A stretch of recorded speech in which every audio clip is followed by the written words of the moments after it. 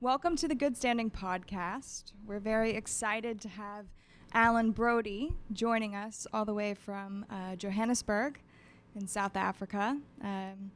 Alan and I were connected around an organization that you founded and ran for, I'm not sure how many years, we can get into that, but it's called South Africa Harvest.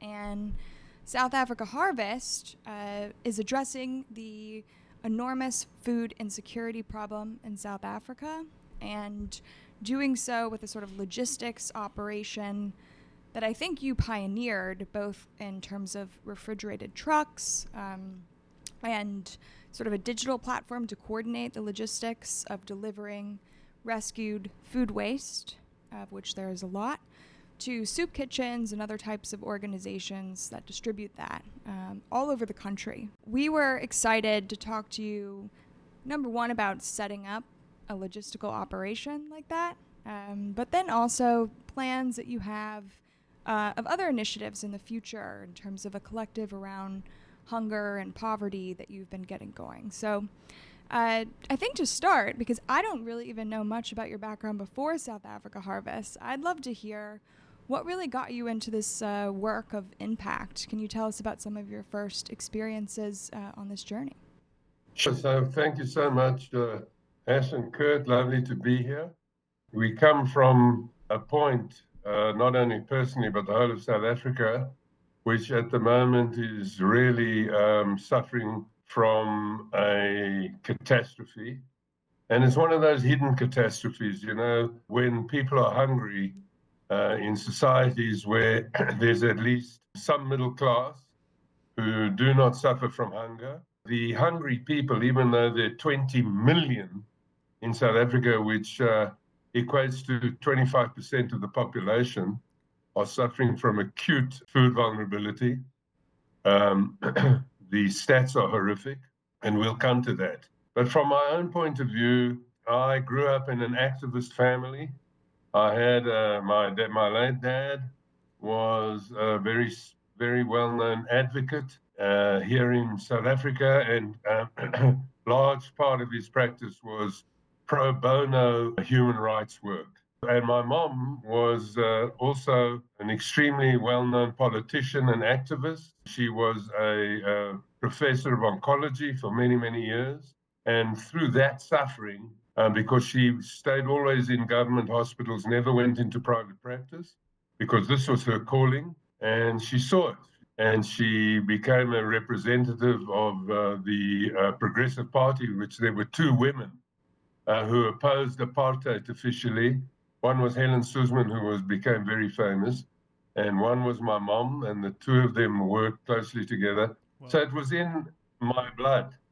And after my children became independent, I decided, and I had a marketing company which fed my family basically. And when I was ready, I sold that and started SA Harvest. So the beginning was about 8 years ago. The model is based on Oz Harvest, the Australian version, which was started by someone who's really done amazing work in Australia, Ronnie Khan. And I went to Australia and I learned the business, came back to South Africa and kicked it off here. And you're quite right. I mean, what we do is we rescue food that would have gone to waste. This is, edible, nutritious food that would have gone to waste. We rescue that from the food chain, from farmers, from manufacturers, and from retailers. We pick it up from them, or they bring it to us, depending on the quantities, and then it's distributed via our own trucks and our own logistics, and pro bono logistics provided by very big operators who will do 35 tons at a time. Yeah, so it took me to prepare it and get it done about a year or two to get all the legals done, and then we launched. And in the first 4.5 years, we distributed 85 million meals, more or less. So it grew very quickly, and I'm very proud of that. But one also has to understand that if you do it right, it has to grow quickly because there's such a big market. It's on the one hand very good that we're doing this, But on the other hand, it's an indication of a very sad situation. Yeah, can you tell us more about, growing up with a mother who was involved with such an activist effort? Did you think that was unique? Was it challenging in some ways? How did that impact you? Well, that's an interesting question. I think maybe more appropriate to answer lying on the psychiatrist's couch. But yeah, my mom, she was incredibly productive and active and worked very hard. So it was both an inspiration and yet at the same time was a life that had sacrifices. And I mean that relatively because my parents were both, as you've heard, they were both successful professionals at the same time. We lived in a middle class home and we had a great education and we had, lovely homes. We never went hungry. One has to be very grateful for that. But at the same time, I shouldn't exaggerate, although I had very busy parents. It was a very exciting home to be brought up in, very exciting. At our supper table, it was very rarely, apart from talking about a lot of rugby. I don't know if you guys know about rugby, but it's similar to your football, but better. But, you know, people run with the ball there and so on. Yep. And so apart from that, we really were quite an intense and exciting family to be brought up in. And it set the target, as it were, for I've got two older brothers, both live in the States, and both have as well, both professionals, one a psychiatrist and one a lawyer, have done similar type of work in terms of helping people grow and better their lives. So it was a privilege really to grow up in that home. And what about your, marketing company? How did those skills translate to when you started South Africa Harvest? Do you feel like having a career first and more of the private sector prepared you to be what sounds like pretty successful in a short amount of time with a new organization? I started life actually as a farmer and a dairy farmer. And when I say started life, after school, I wanted to experience something different from the sort of normal progress of private school, profession, and so on, professionalism. And I was very interested in doing a different type of model, one which could basically then have been or could be termed as socialist. In other words, I was very disillusioned with the capitalist system and the growing gap between those who have and have not. And of course, we know that today this is becoming massive and perhaps the foundation of the relative mess that we find ourselves in the world. And I, from an early age, saw that and wanted to do something where there was a more equitable distribution of wealth. And so we lived in that type of community. And it was really an amazing experience. When my children, I've got five of them, when they started growing up, they needed. It's very important. Education for me was, next to food, was and is the most important thing, I think, on our planet. A good education. So going to private schools in South Africa was very important. And so I had to go into as you say, the sort of corporate life. I started with big advertising agencies and sort of went through the mill with them. And then my marketing company was really marketing services. So we did strategy, but then we provided the services, the printing, the PR, the public relations, the communications, collateral, and all that stuff. And I had run a company that the big agency had created, and it just made sense for me to go out on my own, and which I did for 20 was about 24 years. And then when the kids were finally standing up on their own, I was able to go into this human rights work, because that's what I see it as in South Africa. And it's important because, on the one hand, what we do is charity.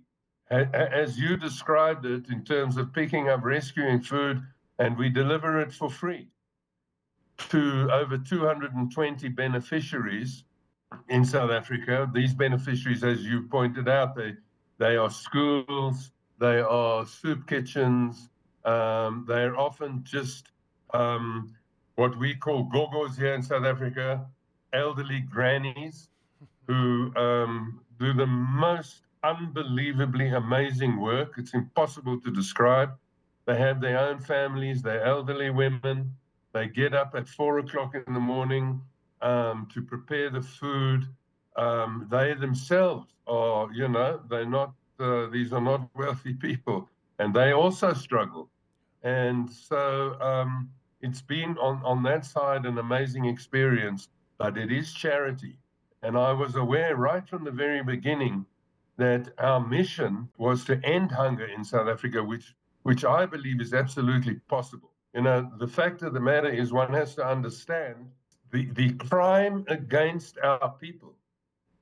And I say that advisedly. This is a crime against humanity in South Africa, that so many 30% of our children up to the age of 5, 30% suffer from such malnutrition that they are stunted. They suffer from wasting, from stunting. Now, can you imagine that in a country which has a surplus of food? This is not a question in South Africa of not enough food.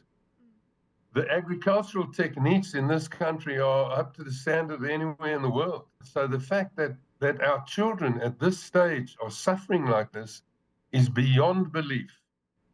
And so it was important for me that we understood that charity is absolutely essential to get nutritious food out to 20 million people who are struggling for food.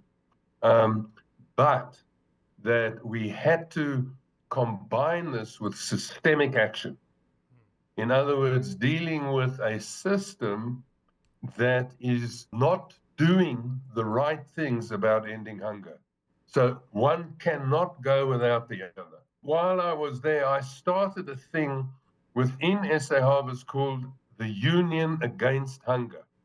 And the idea of that was to create something along the lines of a labor union, but different, in the sense that we needed somebody to coordinate the activities of all the wonderful NGOs in this country that are doing something about this in various fields, doing something about child nutrition, doing something about education, about dealing with corporates, about training, and anyway, the whole gamut of stuff. So that's really what's happened. What I did in the end is I vacated my position as CEO in the executive position because I wanted to make sure that because SA Harvest is now running really smoothly and doing really well, and younger people have taken up the task of running it, which is brilliant. I remain on the board, but also I'm working very hard at the Union Against Hunger, which has absolutely exploded. It came at exactly the right time and provided the right need to coordinate, give everybody, instead of working on their own, a place where all these voices become one. And so that's really very exciting. And my role at the moment is to help with the Union Against Hunger to grow and to be effective, and to sort of liaise between NGOs, including obviously SA Harvest. No, that's very exciting. And what I am focusing on at the moment, with a very strong legal team, one of the most senior advocates.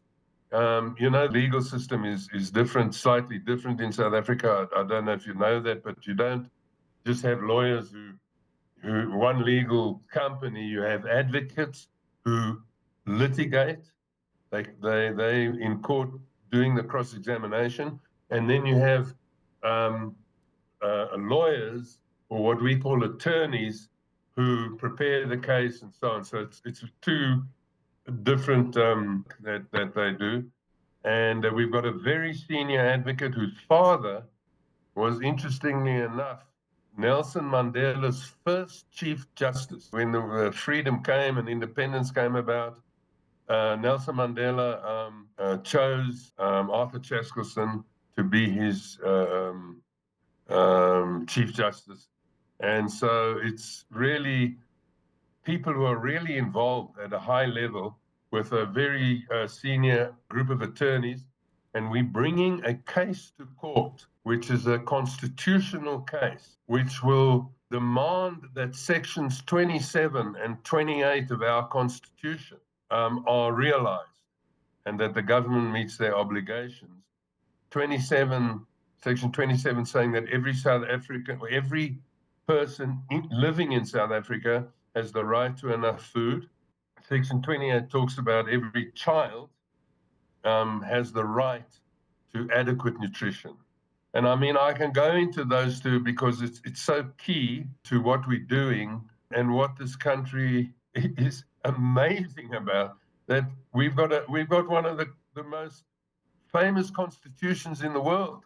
I mean, when the ANC came to power, they developed this constitution which was really honored by the rest of the world. And here you've got the most basic, right. The first right to life is food and adequate nutrition, and it's completely ignored. So, it's a lesson.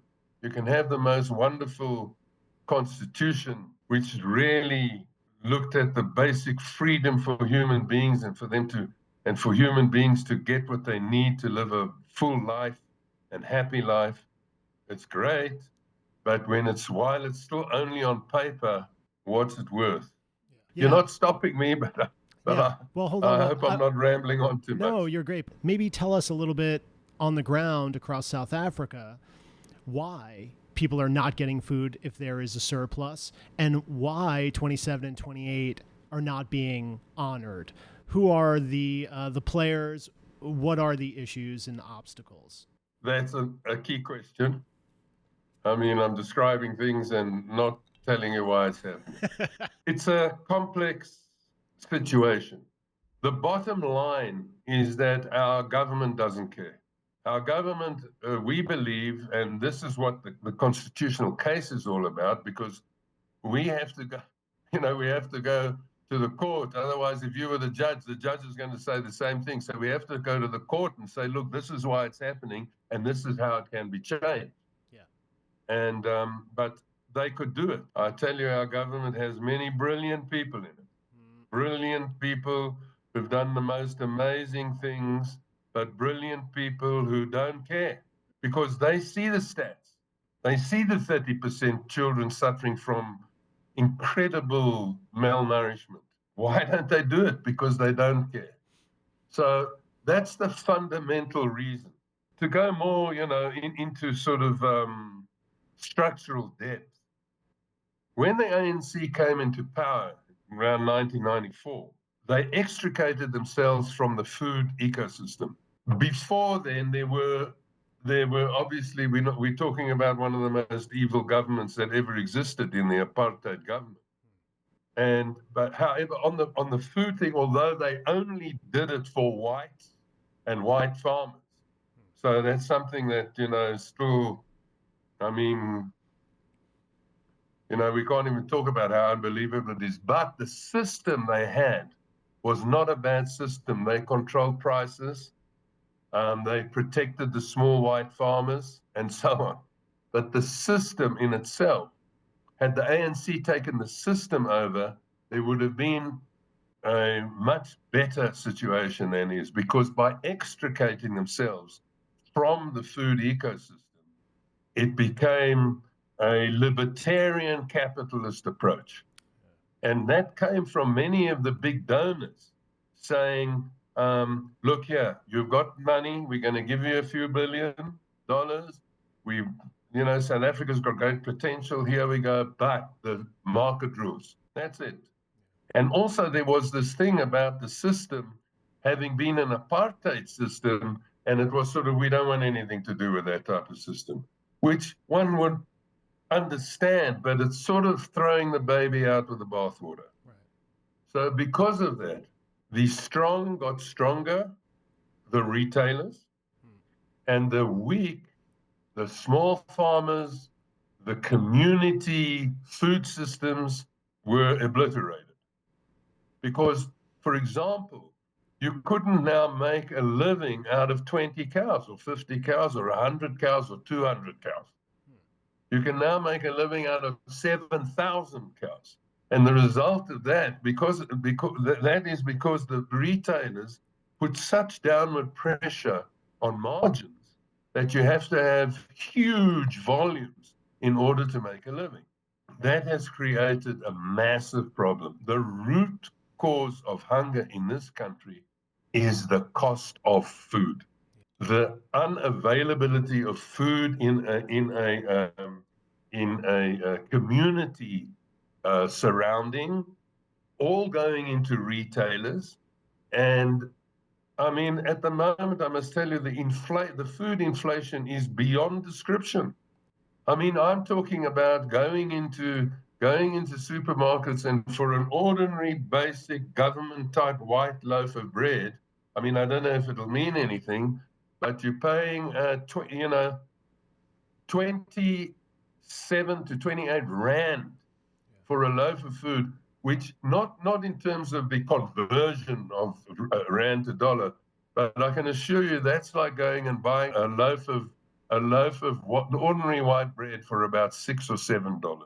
Yeah. During the So that is sorry to sorry. interrupt. Sorry to interrupt. I was just saying, before the recent federal election here late last year, the price of a carton of eggs in the United States became highly politicized.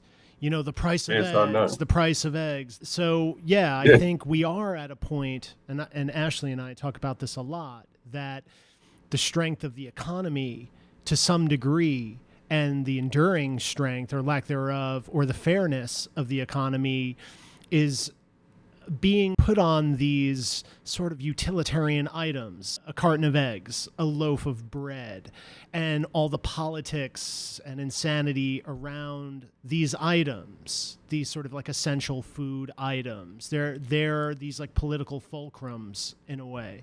What is the narrative on the ground outside of your organization or working in alignment with your organization or organizations to put pressure on retailers to make sure they're not artificially inflating prices? This is an essential point you're bringing up. I think just to start more or less at the end of what you're saying, ultimately, these are publicly listed companies. These what I call the retailers, and you call, of course, big corporates in the food chain. We just got to accept that their main target is to please their shareholders. They're in a system where that's their job. So you can go to a retailer, and we are, especially through the Union Against Hunger. I mean, we've started a petition, for example, now that it coincided with World Hunger Day, which was a couple of weeks ago, where we were very personal about a CEO of the biggest food retailer in South Africa, massive organization, who, when we worked out, what the staff were earning a year was the whole staff throughout the country, the tellers and the people who pack and the cleaners on the floor and so on, were earning all together just a little over what the CEO was earning per year. Yeah. So you're talking about thousands of people. Yeah. So, but the point is this: it's like bashing your head against the wall. Where we've got to make inroads is via government legislation. And what we're arguing for is to have an approach in food of a mixed economy. We're not saying become, diehard socialism, Marxism, because the whole thing about the Marxist fear. Well, in your country, you've had that before. Yeah. And not that. We want to convince the government through litigation, through working with them, that a mixed economy approach is the way to go. Yeah. In other words, and I mean, I think that's well understood. So you're not extricating yourself completely, you're controlling prices, you're looking at the basic important commodities. You know, in this country, we're looking at eggs, we're looking at milk, we're looking at maize meal, we're looking at those basic bread, of course. The basic nutrition things must be VAT free. They must, their prices, their profit must be controlled on it. Small farmers have to be brought back into it, but it has to be via litigation. Now, you're also asking, when I say litigation, I mean it has to be via government intervention, however we can convince them. It is famously very difficult to deal with the government on these issues.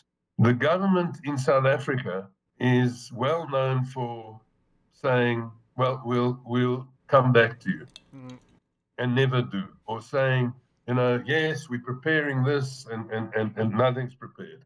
A food distribution paper, which had to come into being, which was the founding statement of it was right about 1998, 2000. And 25 years later, they did something else to now make it into a memorandum of action on the food system, and nothing's ever happened.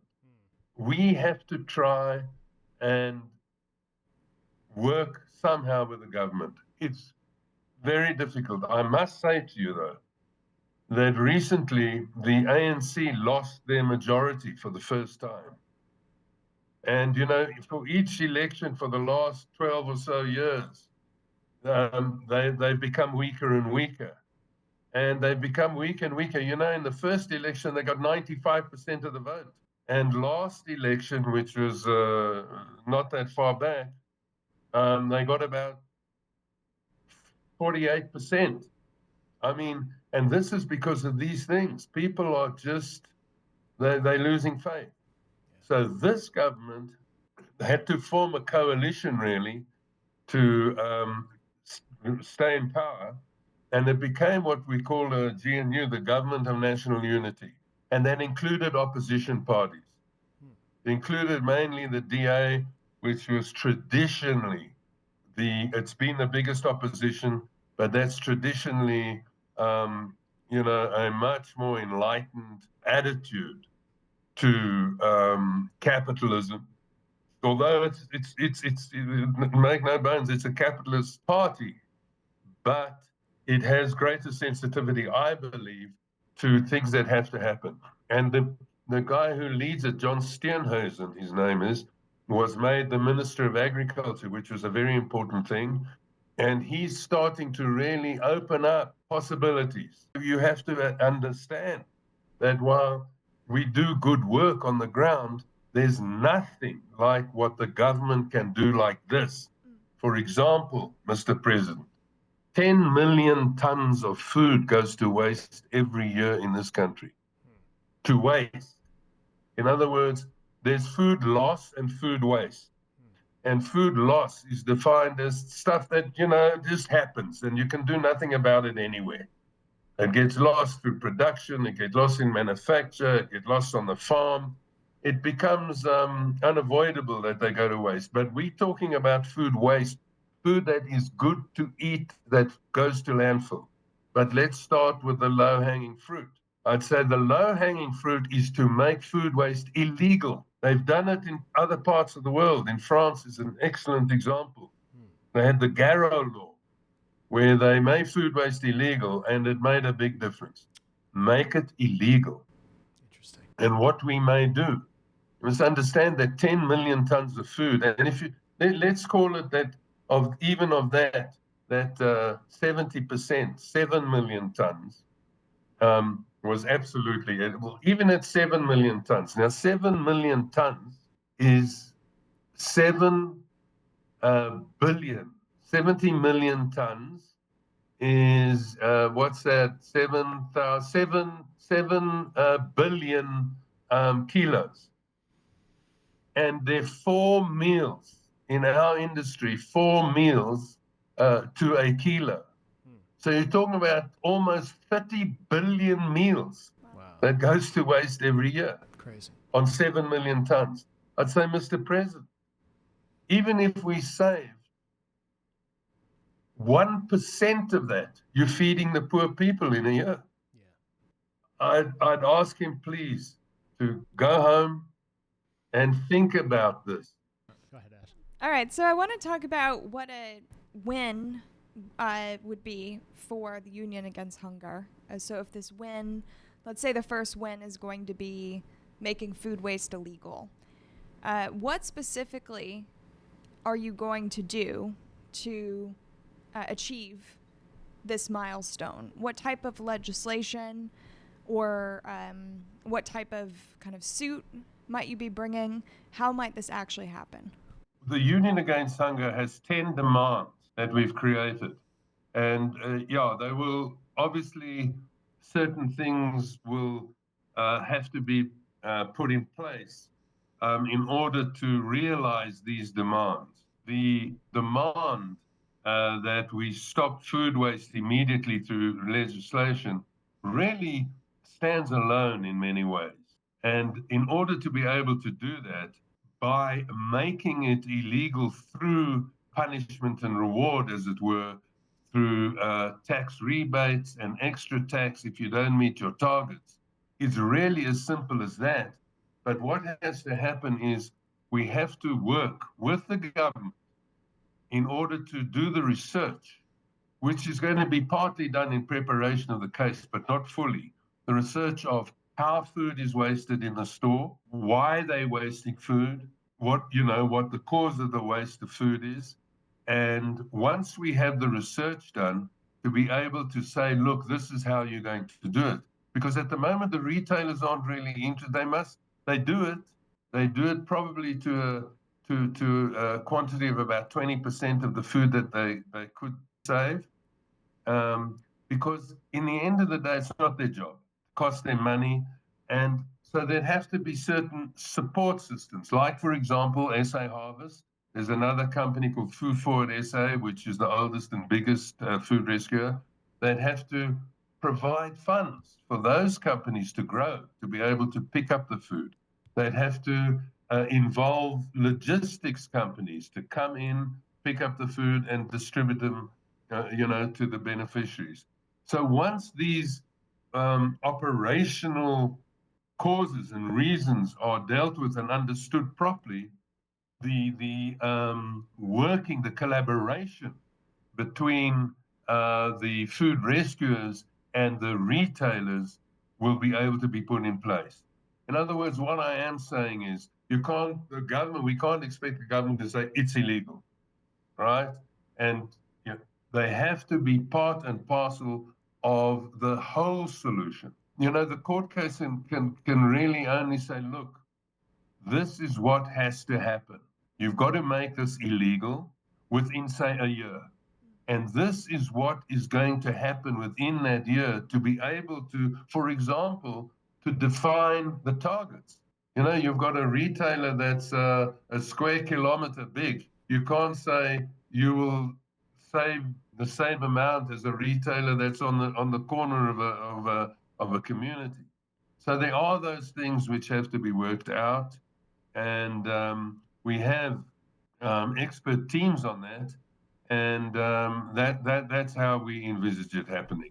That makes sense. And so the court case that you're bringing is basically that these 27 and 28 points in the Constitution are not being upheld, and therefore the government is responsible for creating a plan to address that. And then there's sort of a time period where they can make a plan working with your organization, Union Against Hunger, and the broader network.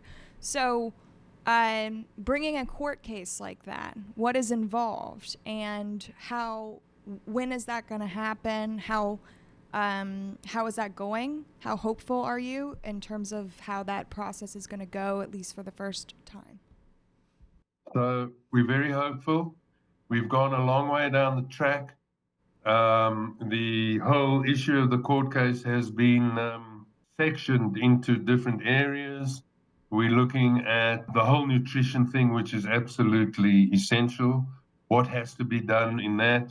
We're looking at, for example, child grants and food grants to school children and hungry children, which are pathetically too low.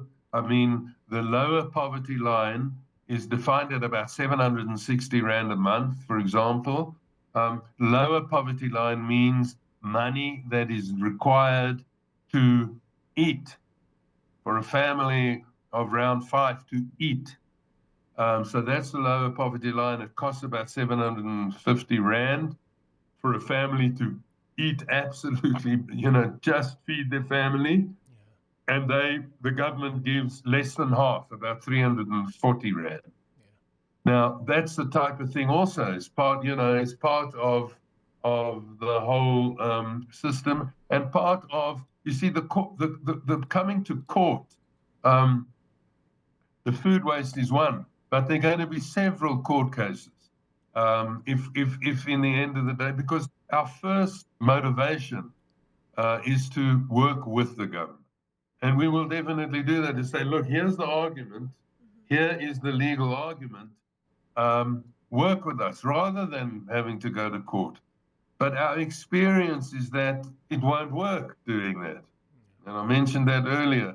So we're working towards, if it's not done, to go to court. And we believe that, we've got all sorts of very expert witnesses that are preparing the arguments.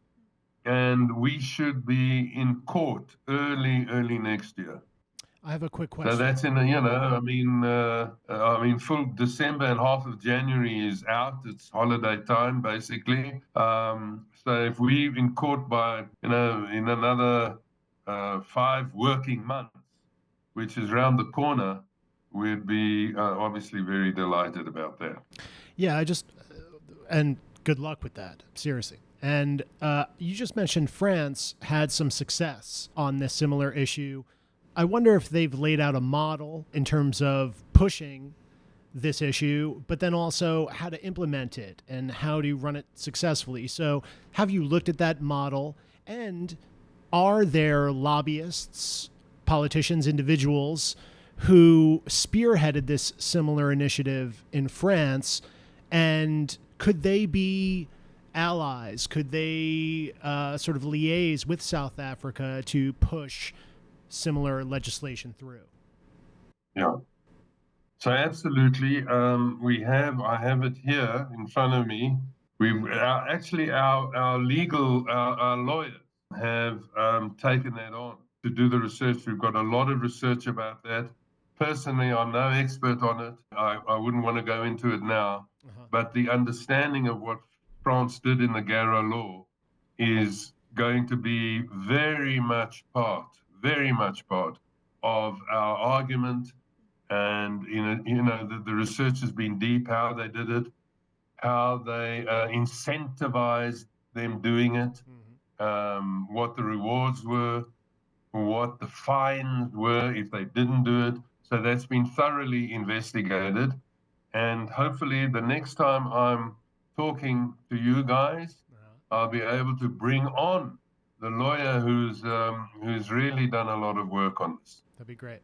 So I want to go back to this point now of the culture of not caring of government officials. And you could say that the culture of not caring is really an epidemic problem, all across the world right now.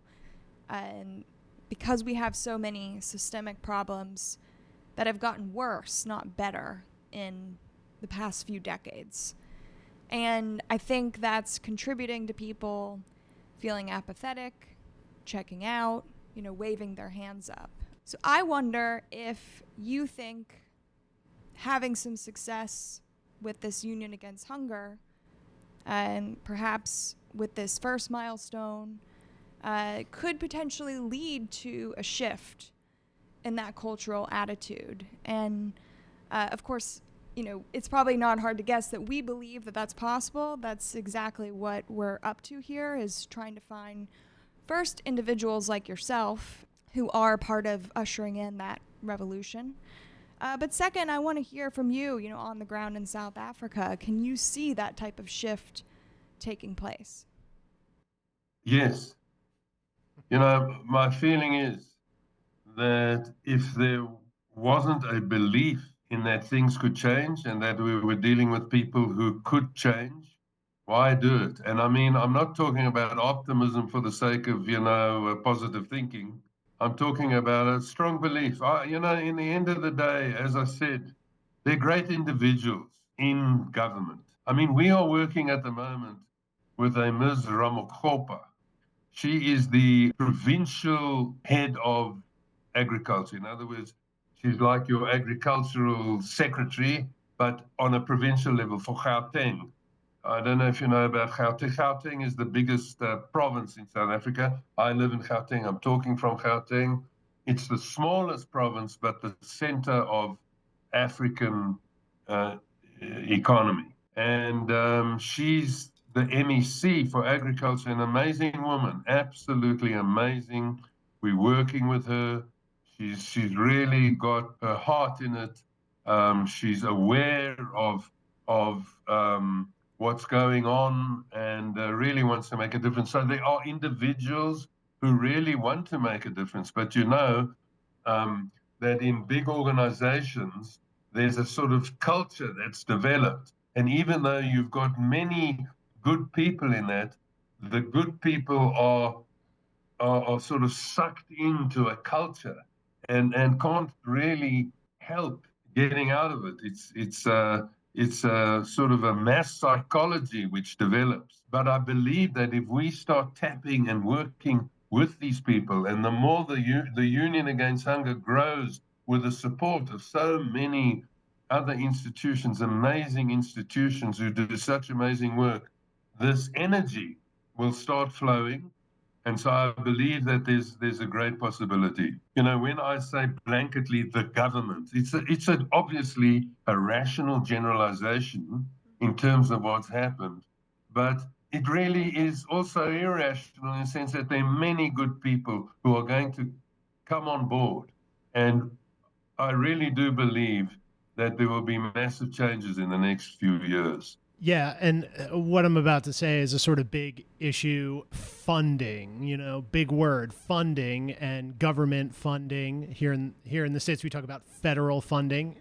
Federal funding going to domestic initiatives, NGOs, nonprofits, organizations, and then American federal funding for initiatives overseas. There was a report that came out, I think perhaps just yesterday, that defunding various programs from USAID would result in potentially, I think it was like 30 million deaths within the sort of like near future. But currently, and yes, there's a distinction here in the States between the government and the current administration. Right. And so when we say the government, what does that mean? There's, in America, we have a pretty strong binary in terms of who's over here and who's over here across the so-called political line. But the culture currently, with this administration especially, seems to be about defunding. So for your two organizations, currently, in light of a paradigm tethered to the American administration, who empowered this very famous global South African, Elon Musk, who seems to be the foremost champion of defunding these sorts of initiatives and being sort of empowered by government officials to do so. You're making a very important point. In South Africa, at the beginning was, I don't know if you've heard of the concept of BEE, Black Economic Empowerment. So that's a lot like your diversity, equity, inclusion. Just another, it's a blank on me. The whole thing, which became obviously very important in this administration. Yeah. And BEE was, has also been in a sense controversial. I personally have been a great believer in it up to a point. the black population under apartheid was so decimated that we had to do it. We just simply had to do it and create a situation where there was preferences, and we've done very well on that. I think the government built up a strong middle class now, which obviously now includes millions of black people and black families, and that's been a great thing. I think one has to start, normalizing society at a time, and I think we're starting to be at that time. And in certain areas, it's very much needed to have a more equitable approach. There is a condition where people are just overburdened with requests. There's donor fatigue. Yeah. And I think donor fatigue is a worldwide phenomenon. Yes. And, the South African corporations and the South African high net worth individuals, they are under huge pressure all the time with so many NGOs having to do so much work here. So the problem is really, I think, a systemic problem in fundraising. But also, it was just very interesting for me. We had a wonderful board member for years on SA Harvest. She lived in San Diego. She's ex-South African, she and her husband, and they went to live in San Diego. And she was always involved in trying to help raise money. And we set up a fundraising event in San Diego to which I went. And I think San Diego, you can tell people who are listening from San Diego, if they live in a most wonderful city. It reminded me very much of Cape Town in South Africa. I loved San Diego. Anyway, it wasn't very successful.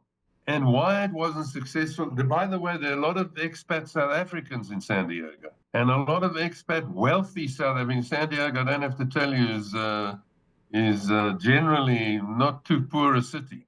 And, it's because there's so many other things for people.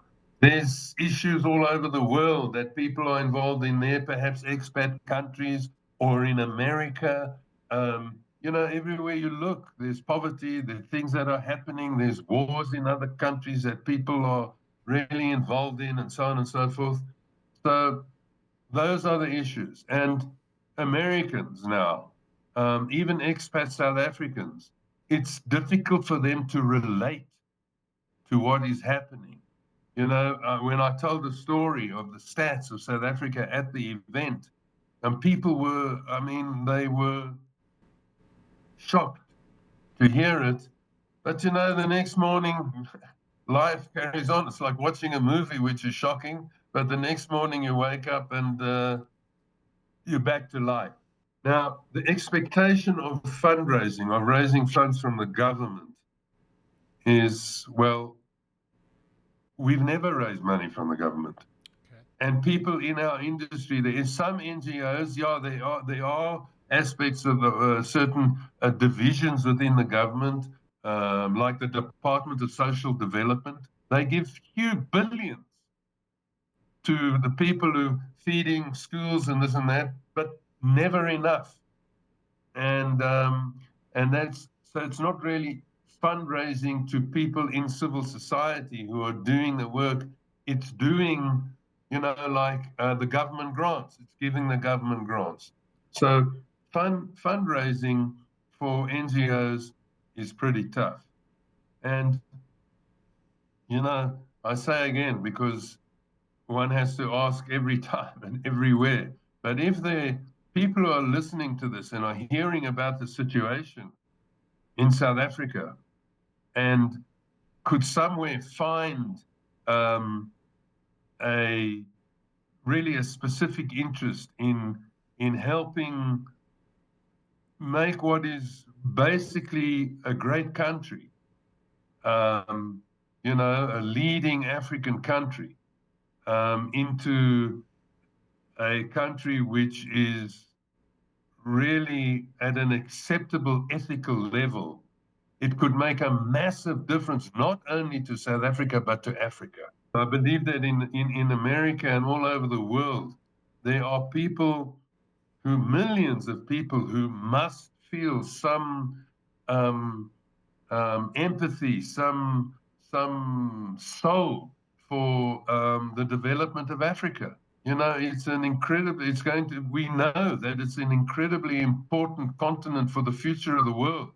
And these are the things that we have to deal with, those basic aberrations that can be fixed. We have to deal with, and obviously every African country has this huge potential, and there's a um, lot of criticism of many countries in Africa, which is sort of often just past historical habit. And when you actually go into those countries, you see amazing things and amazing development. And if we want to look at Africa and the development of Africa, South Africa is a hugely important point which can affect the whole continent. And I say to people, if we can end hunger and end the suffering of malnutrition, which is an existential threat to this country when 30% of your children will never be part of the economy because they have cognitive damage from this thing, which you can't, in most cases, you can't do anything about. And if we can start ironing out these problems, we can really start making a difference in the end to Africa and globally. So, if people are, if they have any feeling for what I'm saying, and I don't expect everybody to have it, but if there are people, it would be excellent to start helping financially the SA Harvest and the Union Against Hunger, which is bringing these people together and is going to make a massive difference. Yeah, what I like about this model in terms of the Union Against Hunger is you're directly addressing the issues that you're describing with donor fatigue and some of these issues around government funding for nonprofit NGO institutions. I think to sum that up, people feel that unless they can see the difference that they're making systemically, it's very difficult to be involved with an effort because it feels like you're part of something that will never change. So I think you're onto something that these collective unions of similar organizations addressing a similar underlying issue are the answer to how we address systemic issues. So I do believe that there can be success, with this Union Against Hunger. And then I also think that can be a model for other basic needs and then can start to be a sort of answer to the systemic and funding despair that we see, and will probably lead to a different type of funding of civil society, both by individuals and by the government as a whole. A lot of our initial research that went into building this platform looked at the infrastructure of social services, nonprofits, and saw them as a collective unit that we're currently not operating as a collective unit. So I'm curious if you've ever had success partnering with the private sector, and could you imagine a future where a collective union could potentially broker a partnership with a collective sort of private industry to help address these underlying problems? So yeah, I mean, again, what you're saying, I'm impressed with you too. Every time you talk makes a lot of sense. You're asking really good questions, and Yeah, just take SA Harvest, where I've been at it and raising money for it for some years. It's interesting. Corporates have not been very forthcoming in giving money. So, obviously they're different markets, but the corporates in South Africa are not very good at giving money. They do give some, and they help in certain ways, but corporates, I find, they sort of sell their conscience in a way, by saying, well, here's 2 million rand, $100,000 or whatever it is, and we're doing stuff. But also, to be fair, again, these guys are under huge pressure to give to civil society and NGOs and everybody. Where we've made money and partnerships is with high net worth individuals, mainly South African high net worth individuals and expat South Africans. So if you go to America, I mean, if you're just talking to a cross section of the of America, which is, whatever people might say, the cosmopolitan nature of America is such a beautiful thing. But to be connected to South Africa, um, you have to be, I think, a South African, and that's why Elon's, being a South African and running things down is so damaging. Um, that's where we've got our support, mainly from individuals and mainly in South Africa. And, only one or two, but have been very generous. There's one South African family who live, the daughter lives in America, her siblings live in England, and there are one or two here left in South Africa. But they have been unbelievably generous to SA Harvest. And the reason is because they all grew up here. They all, they feel they owe this country something. They were educated here, at school. They went to university here. And there's that feeling. And I think where that support will come. The global nature of this task is what may attract people as we go forward. And I want to say one other thing that you brought up is that, SA Harvest and places like Food Forward, SA, the other big food rescue, we the two big food rescue organizations, are well known in terms of what we do. We've proved it. They've been around for 20 years. We've been around in operation for 6 or 7 years, and we have something to show. We can give statistics. We've now done just short of 90 million meals in those years, and so on. It sounds great, and it is. But for me, as I said earlier, the combination of systemic and charity have to work together, and the Union Against Hunger is that systemic thing. And we haven't yet, because we knew, and we haven't yet got that, as you were saying, that thing to show. Although what's happening is the members that are coming in their droves of NGOs and other civil society organizations who are coming into the Union Against Hunger, they are have huge track records.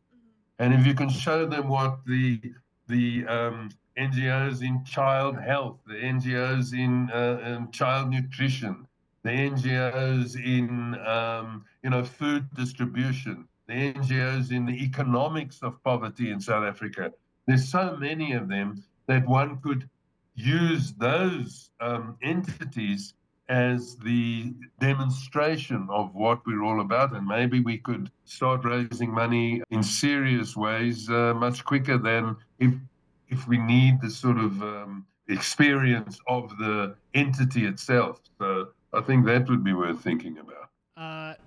I think Elon said recently, maybe it's time for a new political party. Hopefully not one that he creates, considering some of his recent behavior, if you will.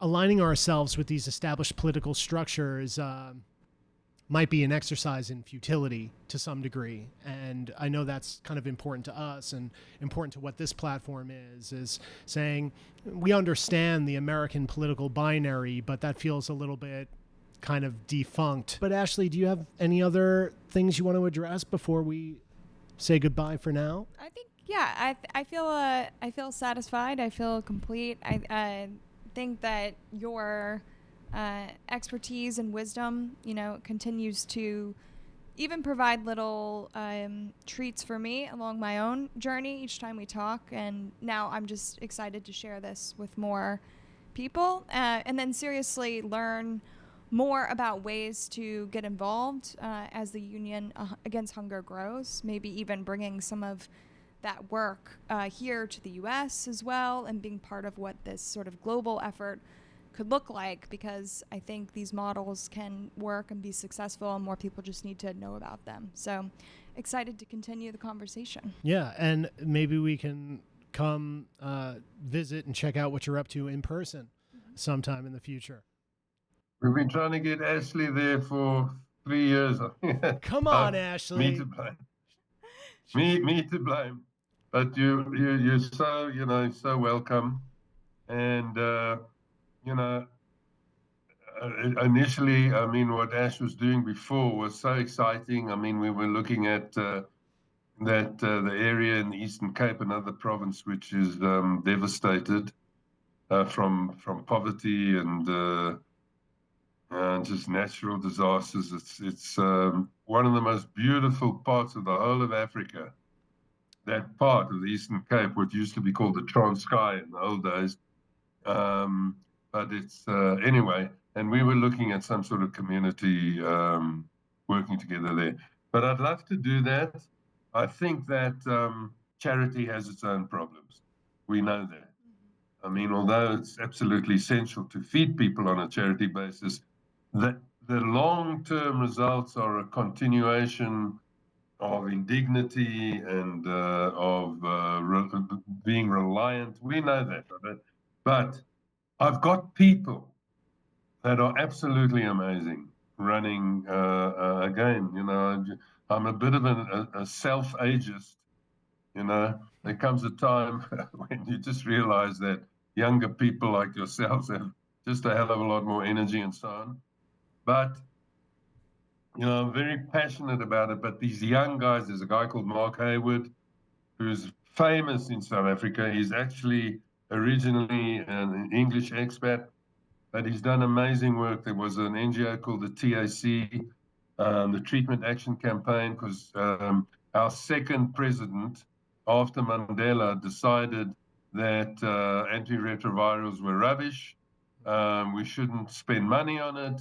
They went to international HIV and AIDS conferences, and they had each country had what they were doing, and our Minister of Health had beetroots and other vegetables, that these were the cure, and actually banned antiretrovirals here. And many tens of thousands of people died as a result, while they were being prevented from dying in other parts of the world. And the TAC, which Mark co-founded, fought to bring antiretrovirals into this country, if you can believe that, had to fight for it, and won. And it was a massive success and victory. And he's now running the Union Against Hunger. He's running it. And we got some amazing people, and I'd love you to meet them. And what I'd like to suggest is that rather than just have this edit of me, let's do this with 3 or 4 of the other guys, and then it might be creating extra work, but then cut it in with them. I'd hate to make you have to work. We're down to work. I would just say that you've been individually so great. I'm not doing this because I am the one who edits these. I'm not just escaping more work. But I would say talking with you and hearing your expertise on the ground, hearing your story just from a narrative perspective, from a viewer perspective, has been more than sufficient. So we're absolutely interested in having you on again, perhaps with some of your associates and other experts in the field. But I would say, and again, I'm not just being lazy, you've been more than fantastic individually. So we can't wait to get this episode out there. And feel free to share. And, Okay, well. And feel free to reference some of these people to us. Sure. Well, thank you. I appreciate that. And you two guys you're great. Thanks so much. I mean, you're doing great work. Appreciate that.